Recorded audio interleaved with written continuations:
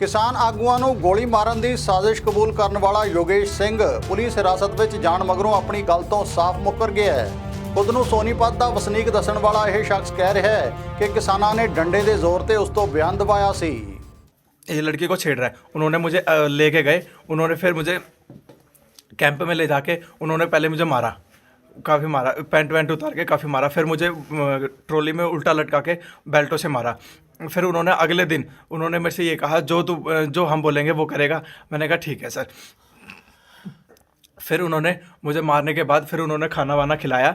उन्होंने फिर ये कहा हम जैसे जैसे बोलेंगे वैसे वैसे तुझे बोलना है। फिर उन्होंने मुझे रात को मारने के बाद दारू पिलाई। उन्होंने फिर मेरे से वीडियो बना के फिर मुझे अगले दिन वहाँ पे बिठाया।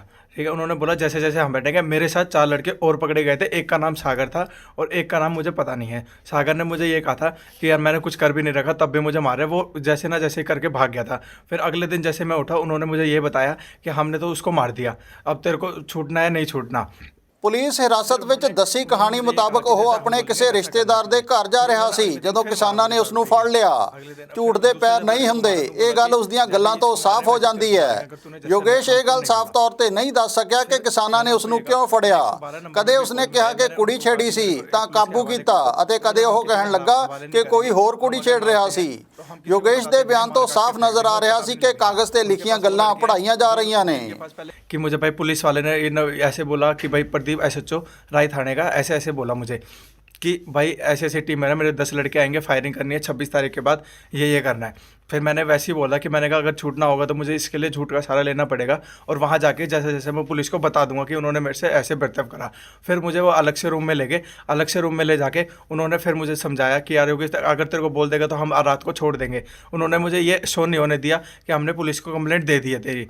फिर उन्होंने जब प्रेस के आगे मैंने बोला तो उन्होंने मेरे पीछे से गर्दन पे एक चुटकी भरी थी ऐसे।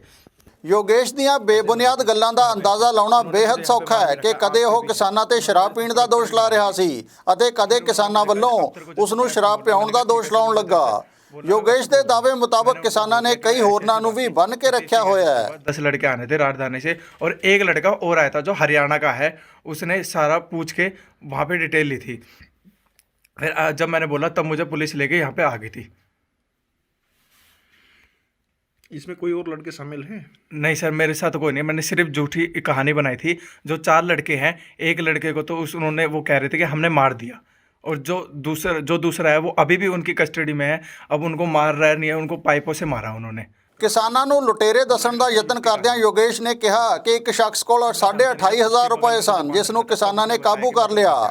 ਯੋਗੇਸ਼ ਨੇ ਦਾਅਵਾ ਕੀਤਾ ਕਿ ਉਸਨੇ 112 ਨੰਬਰ ਤੇ ਕਾਲ ਮਿਲਾਈ ਜਦਕਿ ਫੋਨ ਕਿਸਾਨ ਆਗੂਆਂ ਕੋਲ ਸੀ। ਯੋਗੇਸ਼ ਦੀ ਕੋਈ ਵੀ ਗੱਲ ਠੋਸ ਨਜ਼ਰ ਨਹੀਂ ਆਉਂਦੀ ਅਤੇ ਉਹ ਕਿਸਾਨ ਆਗੂਆਂ ਦੇ ਕਿਰਦਾਰ ਨੂੰ ਦਾਗਦਾਰ ਕਰਨ ਦੇ ਯਤਨ ਕਰ ਰਿਹਾ ਹੈ। ब्यूरो रिपोर्ट हमदर्द टीवी। मुल्काना कोई मंदिर है, वहाँ से लेके आया था वो। उसने हमें ये बताया कि मैं तो किसान हूँ। उसने मेरे को डेढ़ आकर मतलब ज़मीन के बारे में बताया कि हम इतने हैं। उसके बाद जब उन्होंने मेरा फ़ोन ट्रैकिंग पे डाला, उन्होंने कहा कि चंडीगढ़ से स्पेशल मेरे को बुलाया गया है। एक लड़का चंडीगढ़ से स्पेशल आया था, वो CBI का लड़का था। उन्होंने बोला कि हम तो देख हम सारे लड़के वही पुलिस में हैं, हम तुझे मार भी देंगे, यहाँ किसी को पता नहीं लगेगा, तो इसलिए जैसा हम कह रहे हैं वैसा करो। उन्होंने मेरी अलग अलग वीडियो भी बनाई है पर ये नहीं दिखाया कि मारते वक्त वीडियो।